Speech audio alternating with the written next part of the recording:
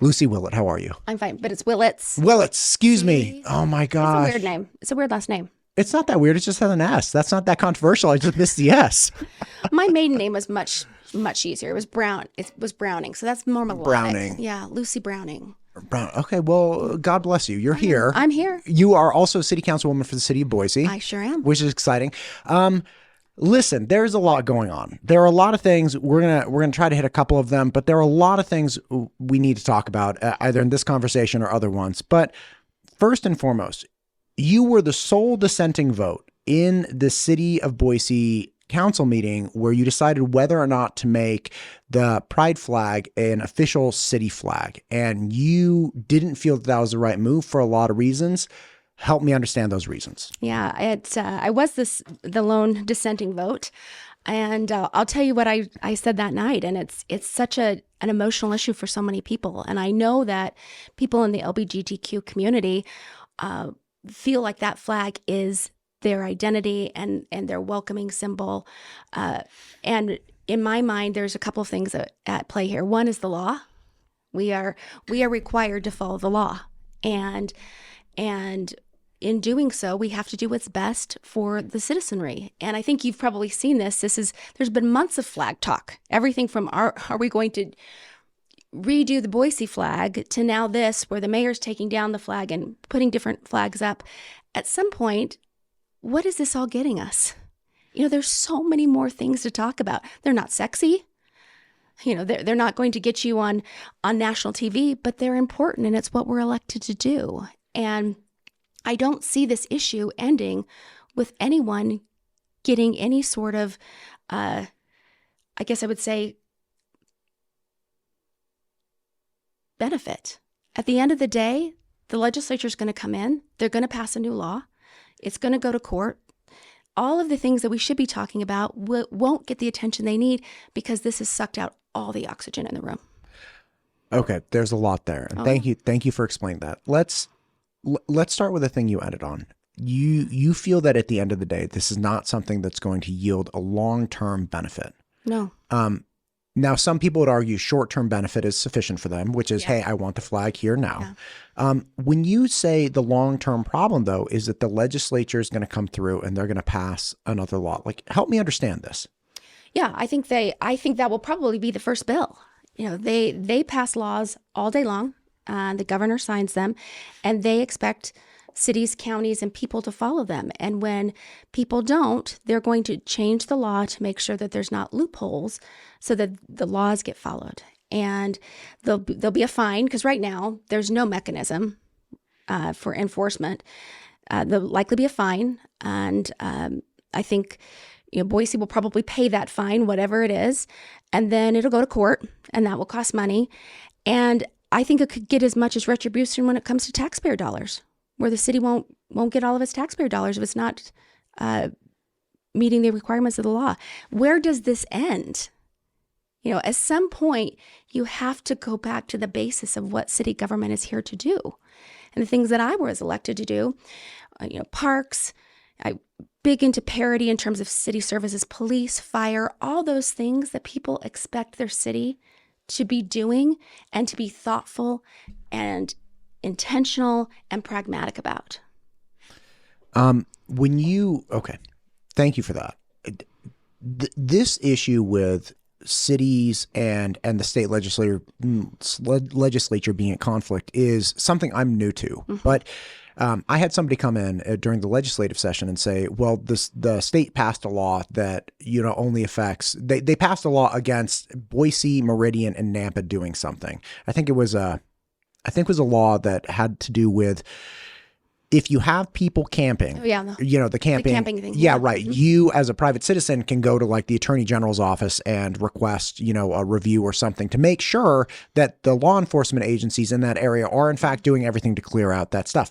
But that law only applied to cities of 100,000 or greater. So if you're in 90,000, it doesn't apply. It applies to Meridian. It doesn't apply to Eagle. It applies to Meridian. It doesn't apply to Garden City. Right. So it's okay, so they're passing laws with this population threshold that they know expressly only affect very, very, very specific municipalities. And in that way, it's kind of okay, well, why is the state legislature then taking an interest in like one or two cities, right? Why are they passing laws for just one or two cities? And what is that? Like there's a tension then with the governing bodies of these areas, like city council and mayors of, say, Boise, and the entire state government apparatus. Like, do you feel that you still have a place to govern the city of Boise if you know that the heavy hand of the state government is going to come down on you? I do.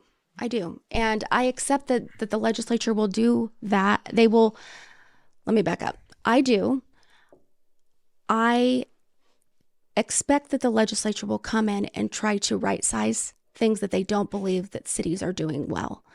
And especially in Boise, because we're the capital city. But I don't like this idea that somehow Boise is a victim. Boise is not a victim. Boise can lead, and we should be leading, and we should be doing what we think is best for Boise.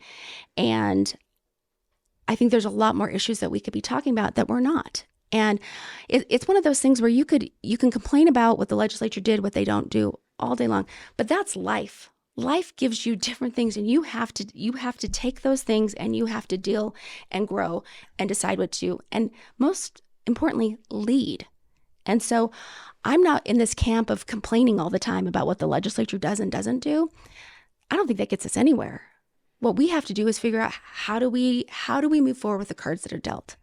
And I don't think, creating basically a resolution as a legal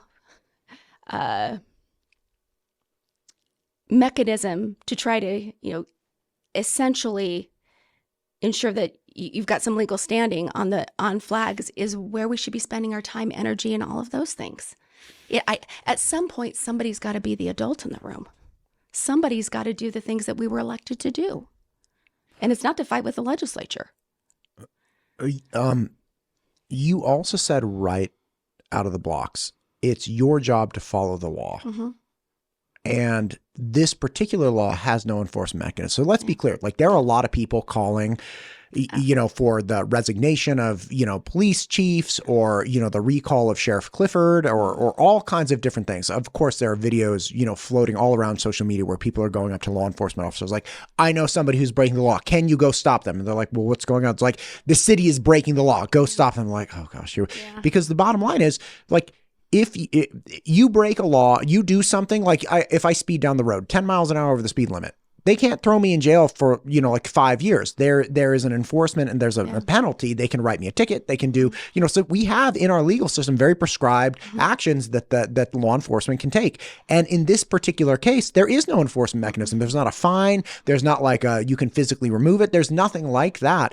So law enforcement's hands are tied. So everybody's saying, hey, the police should just go out there or the sheriff should just go out there and do whatever they want. It's like, that's not reality. They would not be in line with the law. They do not have that ability.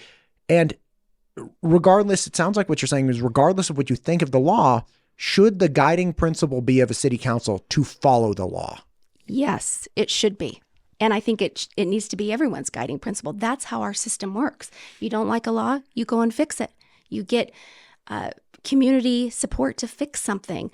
But this sort of standoff between City Hall and the Capitol is not healthy, and that doesn't get us to where we need to be. And I think that's what's most dysfunctional about all of this is that, to your point, you've got people who are threatening to lock up the mayor. You've got other people who, think that if you don't fly the pride flag, that you are not an ally.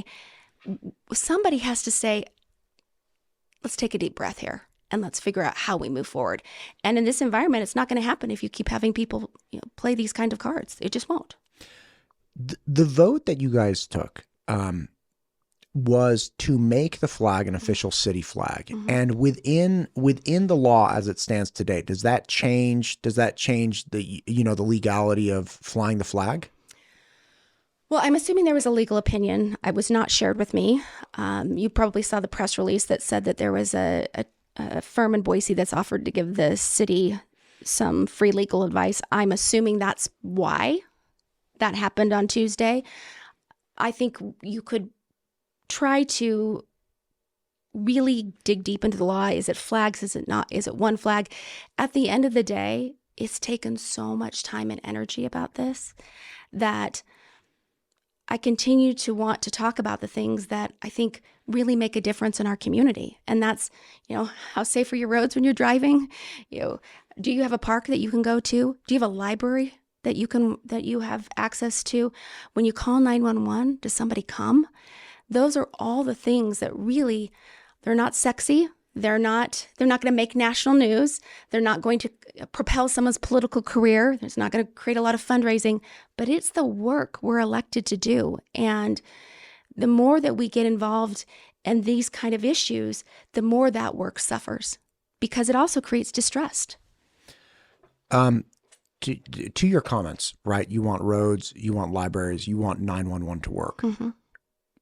I agree with you. These are all fundamental things. I had several interviews over the legislative session where we were talking about bills to upgrade the 911 system, because it used to be when you called 911 from a landline, people knew exactly where you were. Now you're calling from a cell phone that, in my case, has a 510 area code. I want somebody as close as possible to get a hold of me and come to me. If you're living in border areas of the state, it might actually go to a different state. So then different people are like, you have all of these problems that are these fundamental response issues that we're trying to flush out. And we want these things to work. And these are things that are dominating, behind the scenes, people working really hard to figure out, okay, how do we fix it? Okay, we have a way to fix it. Okay, that costs money. Okay, how do we get that money? Where do we get that money from? And then again, we have larger national issues like the flag that are making it, kind of, sucking the oxygen out of the room. It is. Yeah, there are things that we expect of our government to do that are really important. And then when they fail, everybody goes, well, what the heck just happened? How come somebody didn't think about that? The reason people didn't think about it is because they were doing other issues. And, you can't predict everything, but I think about the devastating fires that happened in California. We have foothills. And we live in a desert. And, what are we doing to prepare for that? And let me give you an example. Last year, Idaho Power came to us at City Council and said, hey, we may have to cut power if there's a fire so that we can protect areas. It's like, okay. And I needled them a little bit. I said, okay, so how are you going to let people know? How long is it going to be off? And the answer is, we really don't know. We'll do the best we can. You probably know there were people in California that didn't have power for a week.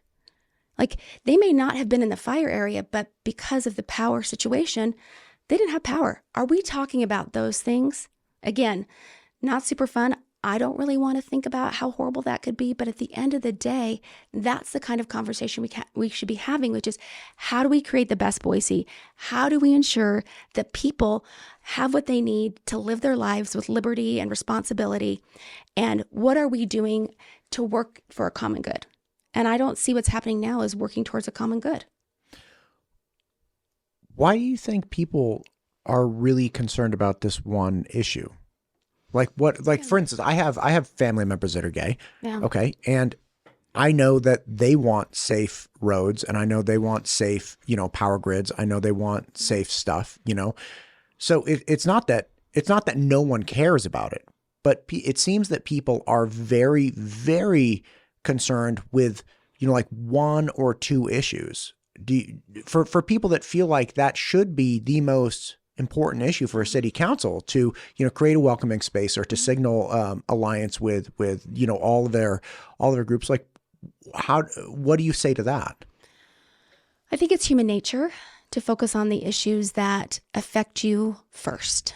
And I think there are some who believe that there's so much discrimination in their mind and so much picking at them that the least you could do is wave the flag. I think that is the real feeling. I think on the other side, you have people that say, that flag doesn't represent me. Why are we spending our taxpayer dollars on this? And you really have these two sides that are trying to have a conversation, and that conversation takes a lot of time and it takes a lot of work. And I think it's easier just to do bumper stickers. And that's what we do. That's what we do. Our attention span isn't long enough to have any sort of meaningful conversation about it. So instead, if you vote no, then you're called a bunch of names and you can't imagine. And if you vote yes, you're called a bunch of names. And I think it's time for us as a society to be able to really talk about these things in a way that actually helps us solve problems. But that's not fun. That's hard work. So people don't want to do it, and they won't do it.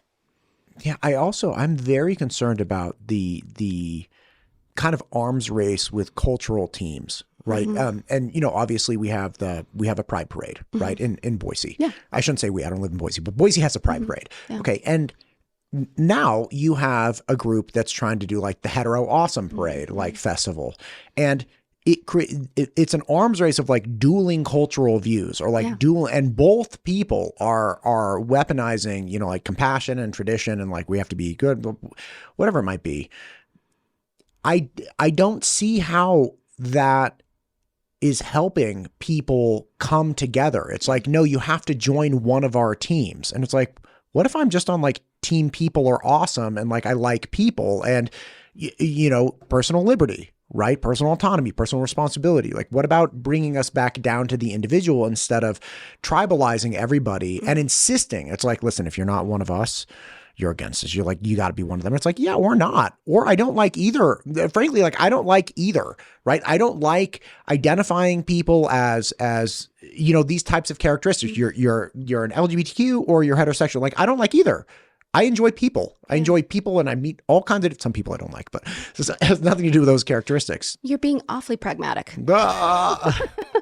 But I think that I also don't have the burden of being a politician. That is the goal. Are you a Seinfeld fan at all? Oh, hell yeah. Okay. Do you remember the ribbon episode that was taken off the air?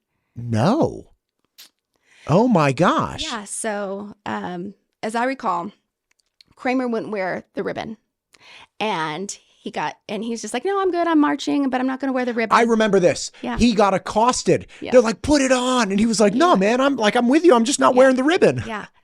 And it got so much flack nationally, and that it was taken off. I mean, I don't even know if you can find the episode anymore. That is where we are. That is exactly where we are today. You can be supportive. You can love people. You can treat people with respect. But if you don't wear the ribbon, you're not with them on either side. That is a very sad place for us to be. That is not a human place for us to be.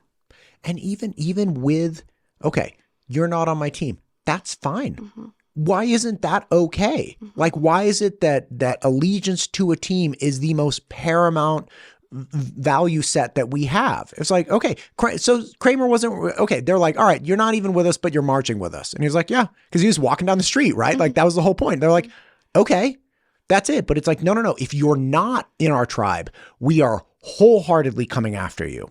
It's not like you're not even allowed to exist. It's not okay that you exist. It's not okay that you have those thoughts and those value sets. Like, you shall not be tolerated. It is, if you don't fit into these camps, you have a moral failing. And I think the only way that we change this is to not allow it. And all sorts of people have lots of opinions about, what I said, what I didn't say, what I should have said. What I really attempted to do was to be human in that meeting, which is, I see you. I mean, that the crowd was 80% LGBTQ. Thank you. I knew BTQ. I knew I missed an important letter. For what I sensed from them was this really deep longing for someone to say, the legislature did us wrong, correct the legislature. On the other side, I have folks that are saying, especially in my district, you got to follow the law. We don't want this. What we want is a Boise flag. And at some point, can we be human and say both are true? And I'll make a tough vote. And I absolutely stand by my vote. I absolutely stand by my vote. What I hope is that we can all be a little gentler and a little nicer and a little bit more curious about other people's opinions on this, even when we disagree. Yeah, I don't, the only thing I see happening with this type of arms race is people getting more extreme on both sides, yelling louder. Mm-hmm. We're not coming back to the middle. Nobody's listening to anyone, right? And again, to your point, people are upset about the legislative body doing something. You're not a legislator. You don't get a vote. I don't get a vote. No, like, unless you're in the legislature, you don't get a vote. Okay, so we can't correct that. Well, I definitely can. I'm a nobody. But like you as a city councilwoman, you got, I'm a somebody. Oh my God. I appreciate, God bless you. You see me. I see you. So like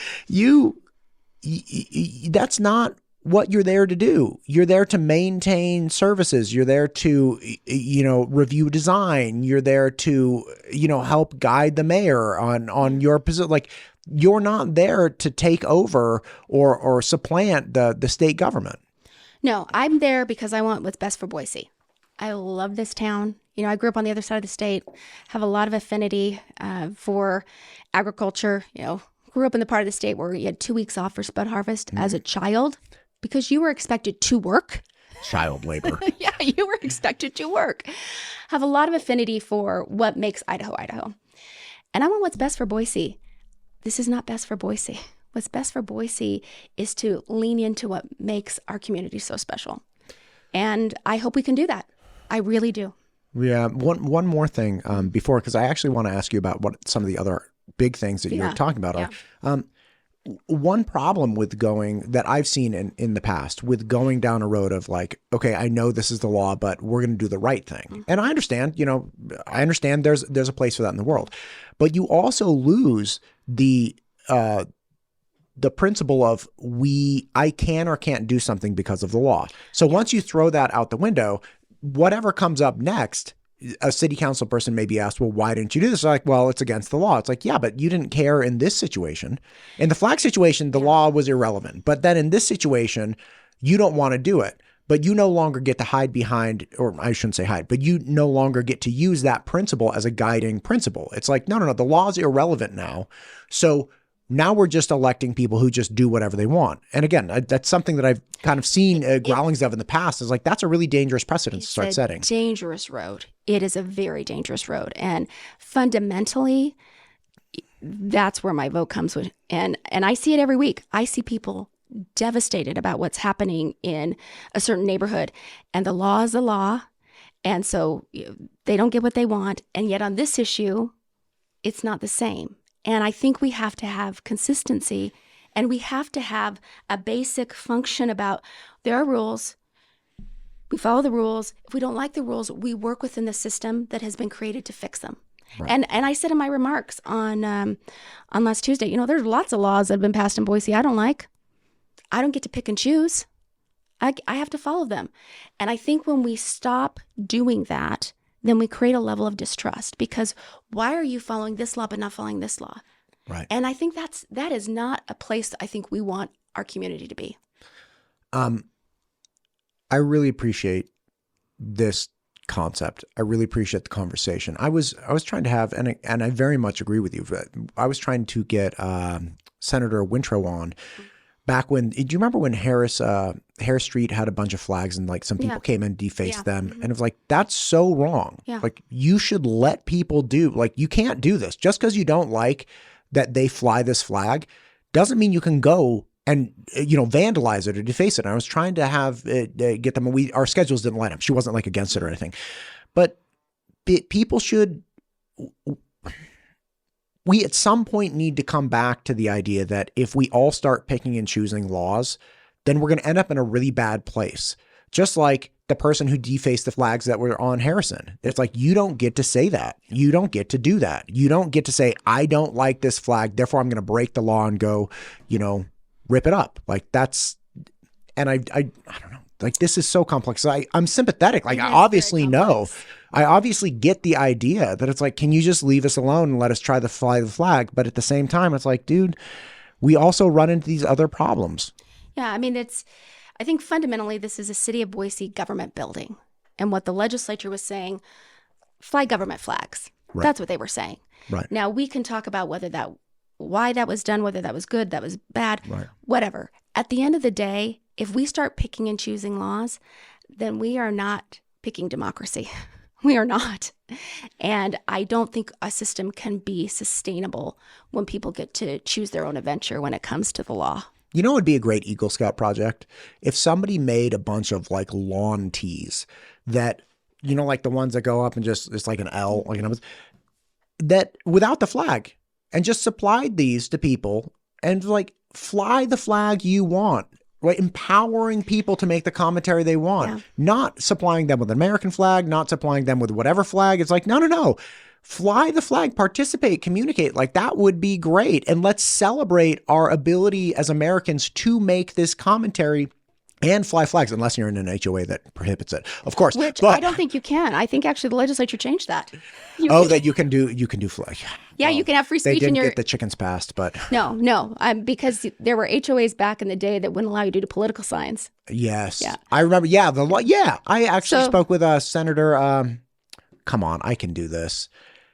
Senator Nichols. Yeah. Because she was running the chicken bill and she brought up the political lawn signs and flag stuff. Yeah, there we go. It's a good time. But to your point, what would it have looked like to have a leader say, we're going to respect the law, but you as Boise, fly your flags on your private property? What would that have done to the community instead of what we have going on at City Hall? Been an interesting way to rewrite history, wouldn't it? Yes. Yes, I think it would have. I would love to do this. Can you give me a teaser on, I know you're limited on time today. Can you give me a teaser on things you want to like come back and talk about? Because you keep talking about like fundamental issues. Many. So I would love to talk about the budget.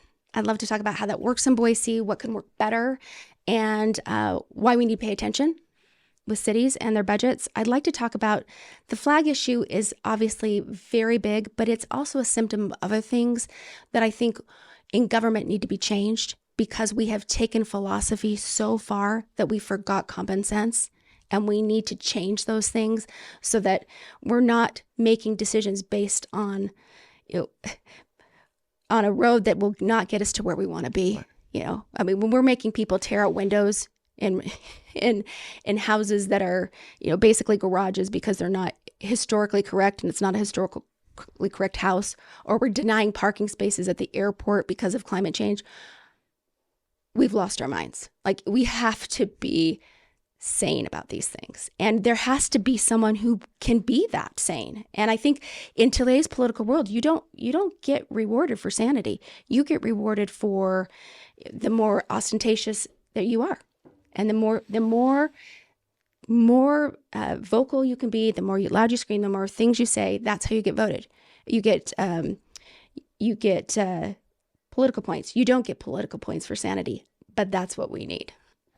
Well, listen, thank you for taking the time today. Thank you for explaining all this. I would love to have you back and talk about parking spots and windows and whatnot. And good luck. I hope things calm down with Boise. Man, I hope turmoil can just exit the Treasure Valley. I feel like there's just been so much over the last several months. It's like, man, this is not helping life. Mm-hmm. Yeah. We have a great valley. We have a great state. We have an incredible history. We need to lean into the parts that are the best of us. God bless it. Thank you for coming in today. Let's do it again. Thanks. I would love to.